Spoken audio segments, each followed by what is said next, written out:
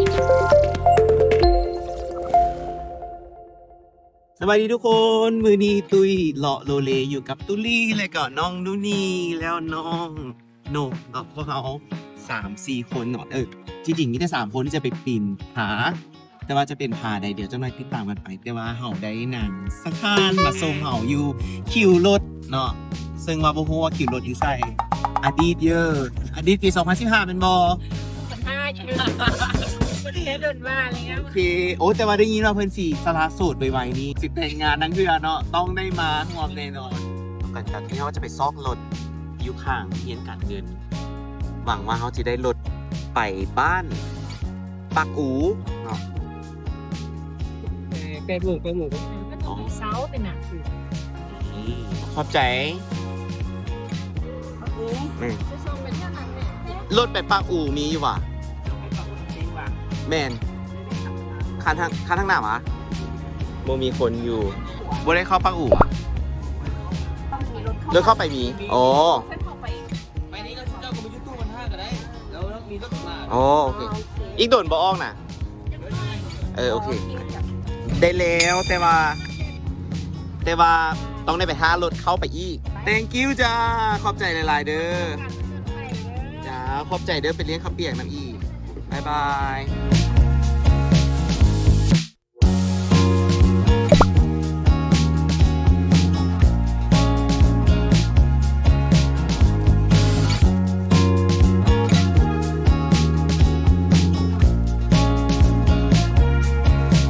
แผนการเขามีการเปลี่ยนแปลงอย่างไร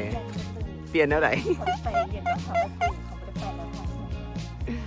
เมนเพื่อนว่า ย่าเนี่ยเรียนก่อนแล้วก็ย่าเนี่ยบอลนอนมันดู แล้วหากเขาเปลี่ยนความคิดบางตอนเห็นหุ่นพวกเจ้าเนาะยันบอลนอนโต เราว่าขึ้นเนี่ยว่ามันคือตรงนิ้วได้ทำไมว่ารู้ ถามประตูเพื่อนว่ามือวานนี่น้องหาก็ ปัญหาจะเตะบอลนอนไม้มันก็เลยอยากให้เขาเจอ จะเอาสั้นกับ แล้วเขาจะเป็นคนนี้ที่ได้นอนเลยว่ะ ถูกต้องสงเสย แต่ว่าเมื่อแรงเบิ่งดาวกอง เบื้องดาวเดี๋ยวตอนนี้ทริปเขาก็เริ่มแล้วเนาะ2 สาวสิยาง2 ชั่วโมง ไอ้ตุ้ยสิขี่รถจ้างเพิ่น เนี่ยได้สิสบายเขาก็เฮ็ดเอาสำหรับออกจากแคมป์สร้างเขาก็เข้ามาบ้านปากอูเนาะแล้วก็จะมาลงเรืออยู่นี่ เมื่อกี้นี่เรือคนละเท่าไหร่เกาะเรา15,000ที่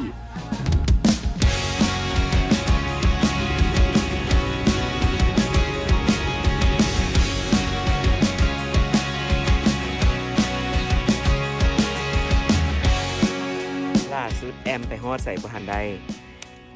เพราะแอมมักกึกปีนก้นเวเอาอาหารก่อนเนาะคือว่าเป็นอีก EP หนึ่งที่ว่าได้กลับคืนมาผ่าประตูเนาะทำอีทเขาสิมีแผนกันไปผ่าโฮงคือที่ได้บอกไป แต่ว่าทางปู่เจ้าของเพิ่นว่ามาผ่าประตูน้ำไหลแอมเอ้ยเอาสรุปเขาสิใช้เวลาจักนาทีจักนาทีชั่วโมงหนึ่งเสือไอายและแนมเบิงทีมนี้15 นาทีหากก็ยังได้5 นาทีเบิงคนอย่างยางปลา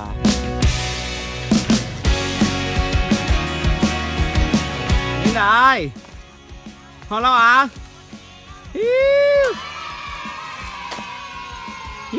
ในที่สุดเขากลับมาฮอดโฮมสเตย์ของ มิสเตอร์มิสเตอร์ ฮาวเบิมเขาจะมานอนนี่เนาะวันนี้เนาะหาประตูป้ายก็น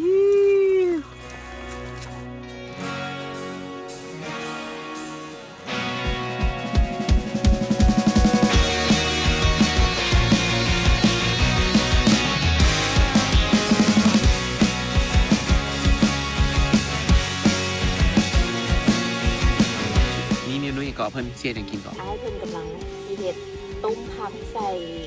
ปลาแห้ง เห็นยาเข้าใหม่มาซะ และนี่ก็คืออีกหนึ่งเมนูเด็ดเนาะก็คือปิ้งปลาเจลสังเกตเจลเต้ตุ๊กพึ่งยัง เห็นเหรอ หากก็เคยกินเจลนะนี่เดินนี่พี่น้อง หอมหอมเพชรว้าว6 โมงเช้าขี่ใกล้จะปีนตอนนี้แนมบ่เห็นอย่างเลยหมอกกุ้มมอร์นิ่งสาวๆพร้อมแล้วบอลุย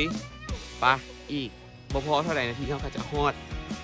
พาประตูกันแล้ว เดี๋ยวไปลุยกันว่าเขาจะเห็นทะเลหมอกหรือบ่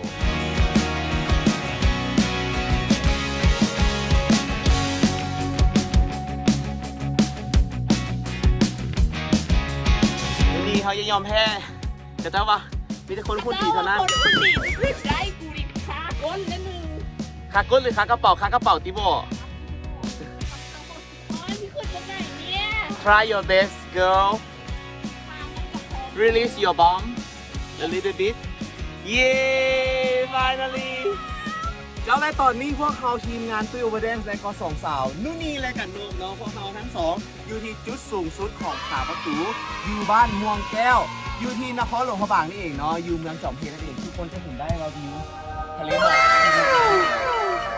ในที่สุดพวกเขากลับมาฮอดเนาะใช้เวลาตอนอยู่ที่แคมป์ขึ้นมาประมาณ30 นาทีเนาะง่ายสบายชิว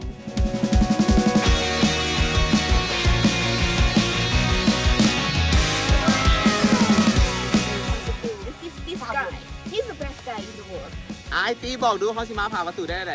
โอ้มันนี่บ่มีความสามารถจะบอกจังซี่ เอ้า เบาๆเลย เอ้า มันเคลื่อนเลยว่ะ มาน้องเบิ้มเขาสิมาผ่าประตูได้ไหน ยางมาเนาะเอารถประมาณ1 กิโลจากม่วงแก้วขึ้นมา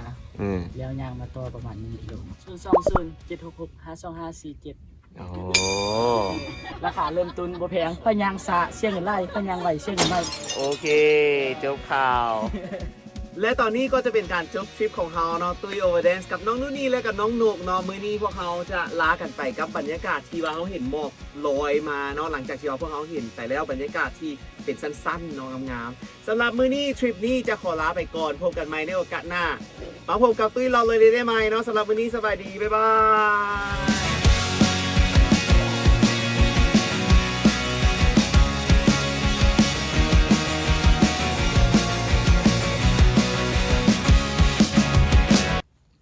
ภาพของผู้เฒ่ากำลังปีนลง